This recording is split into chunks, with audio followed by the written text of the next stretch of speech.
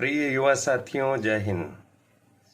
यह वीडियो देवी अहिल्या विश्वविद्यालय इंदौर के सेकंड ईयर के विद्यार्थियों के लिए बनाया गया है। चाहे आप बीए, बीकॉम, बीएससी, बीएचएससी, बीपीए, बीसीए किसी भी सेकंड ईयर की कक्षा में हैं और देवी अहिल्या विश्वविद्यालय इंदौर के अंतर्गत आने वाले 8 जिलों के किसी भी सरकारी या प्राइवेट कॉलेज के स्टूडेंट्स हैं, तो यह वीडियो आपके लिए बहुत काम का होने जा रहा है। इस वीडियो में हम आपको यह बताने वाले हैं कि आगामी दिनों में जो आपकी वार्षिक परीक्षा प्रारंभ हो रही है, उसमें परीक्षा में पूछे जाने वाले प्रश्नों में शब्द सीमा संबंधी क्या प्रावधान है।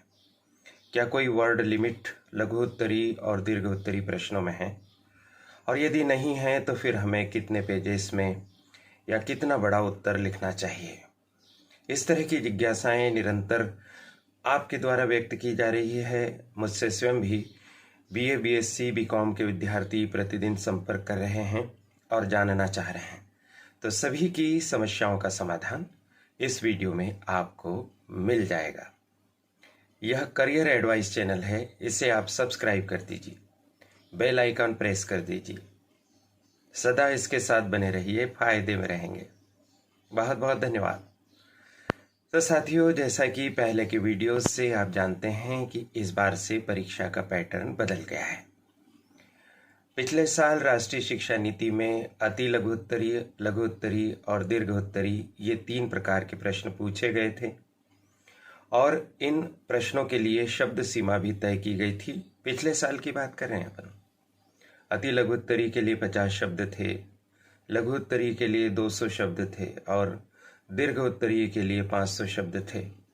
लेकिन अब पैटर्न बदल गया है, फर्स्ट ईयर में भी और सेकंड ईयर में भी। फर्स्ट ईयर की परीक्षा तो लगभग खत्म हो गई, तो यह जानकारी अब आपके लिए यानी सेकंड ईयर के स्टूडेंट्स के लिए ही ज़्यादा काम की है। क्या पैटर्न हो गया है? अब अति लघु उत्तरी प्रश्न हट गए हैं, उसके स्थान पर 6 ऑब्जेक्टिव क्वेश्चन पूछे जाएंगे मेजर, माइनर, इलेक्टिव सब्जेक्ट्स में, और वोकेशनल में 4 ऑब्जेक्टिव पूछे जाएंगे। उसकी बात बाद में कभी करेंगे।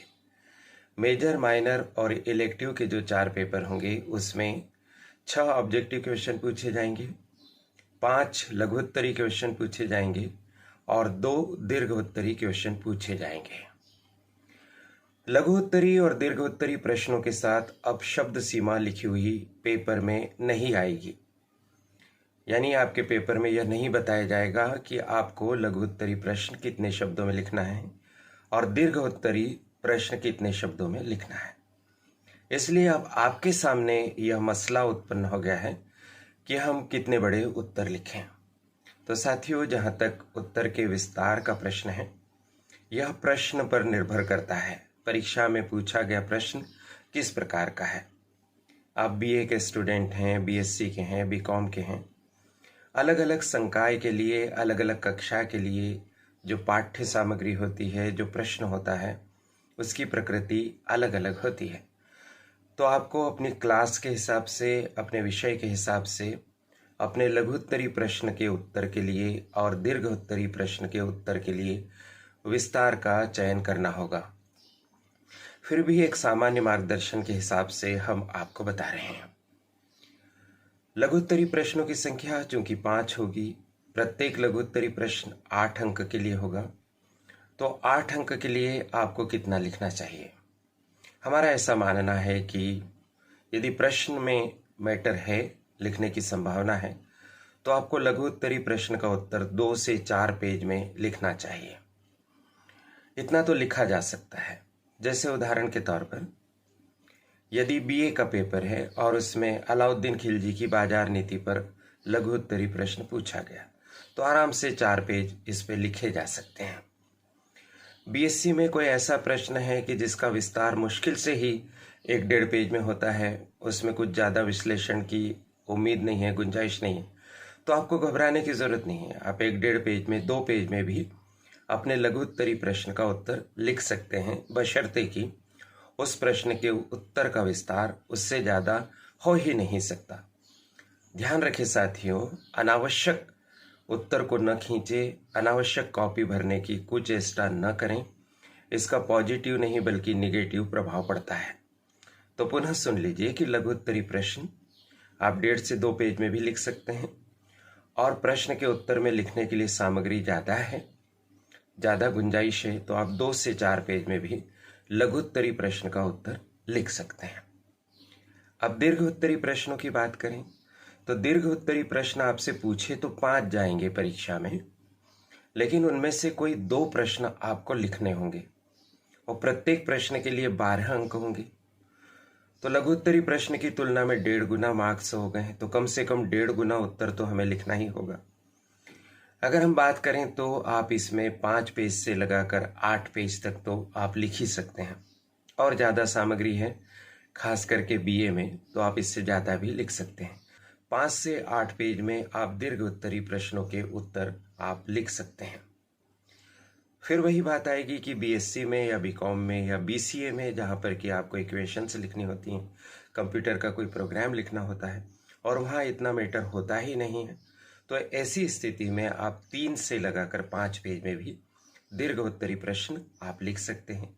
बीएससी में, बीकॉम में, बीएचएससी में, बीसीए में प्रश्न की प्रकृति के हिसाब से आप 3 से 5 पेज में अपने उत्तर का विस्तार कर सकते हैं। एक बार पुनः आपको बताया जा रहा है कि परीक्षा में कभी भी परीक्षक या मूल्यांकनकर्ता आपके पेज गिनकर नंबर नहीं देता है।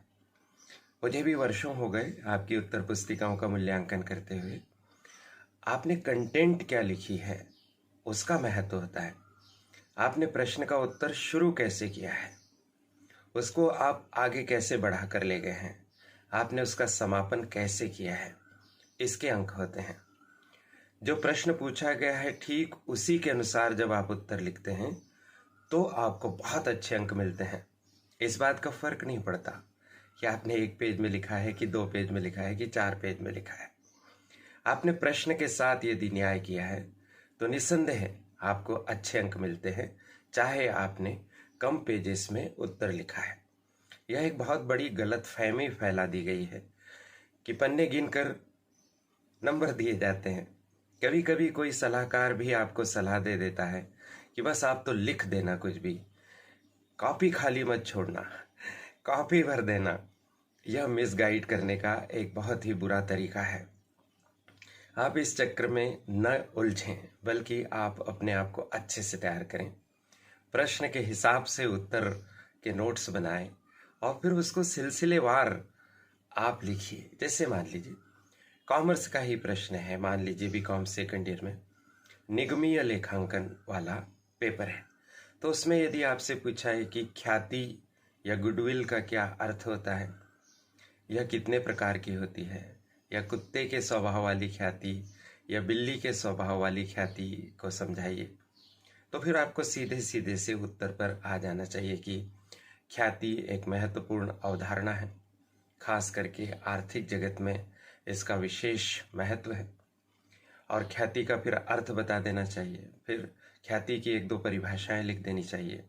फिर ख्याति के प्रकार आपको बताना चाहिए, प्रत्येक प्रकार की कुछ विशेषता बताना चाहिए, और किसी प्रकार विशेष पर अलग से पूछा गया है तो उसको आपको डिटेल कर देना चाहिए।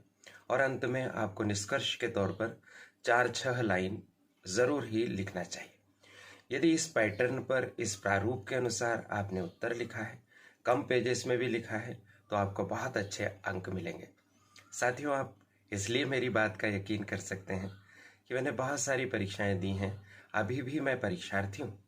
MA4 सेम इकोनॉमिक्स की परीक्षा देते हुए आप मुझे कॉलेज के परीक्षा कक्ष में देख सकेंगे। मेरा अपना अनुभव है कि महत्व सामग्री का है। मुझे हर बार कहीं ना कहीं मेरिट में स्थान मिला, गोल्ड मेडल मिले, लेकिन मैंने कभी भी अनावश्यक सामग्री उसमें नहीं लिखी है। तो इस बात को आप भी ध्यान रखिए। एक बार पुनः दोहरा लेते हैं। प्रश्न के हिसाब से, आपके विषय के हिसाब से आप उत्तर का विस्तार तय कीजिए। आप 1.5 पेज से 3 पेज तक भी लघु उत्तरीय प्रश्न लिख सकते हैं, और थोड़ी सामग्री आपके पास ज़्यादा है तो आप 2 से 4 पेज में भी लघु उत्तरीय प्रश्न लिख सकते हैं। इसी तरह से दीर्घ उत्तरीय प्रश्न का उत्तर आप 3 से 5 पेज में भी लिख सकते हैं, और ज़्यादा सामग्री है आपके पास और समय की सुविधा है परीक्षा में, तो आप 4 से 8 पेज या इससे ज़्यादा भी आप लिख सकते हैं। आशा है यह जानकारी आपके तमाम कन्फ्यूजन्स को दूर करेगी और आपको निश्चिंत बनाकर परीक्षा के लिए बेहतर ढंग से तैयार करेगी। यह महत्वपूर्ण बात आप तक पहुंचाने का अवसर देने के लिए करियर एडवाइस चैनल की संचालिका प्रीति गुलवानिया जी और उनकी परिश्रमी टीम के प्रति बहुत बहुत आभार। आपको कोई और बात जानना हो तो कमेंट करके लिखिए, वीडियो को साझा कीजिए, चैनल को सब्सक्राइब भी आप कीजिए। शुभकामनाएं, धन्यवाद, नमस्कार।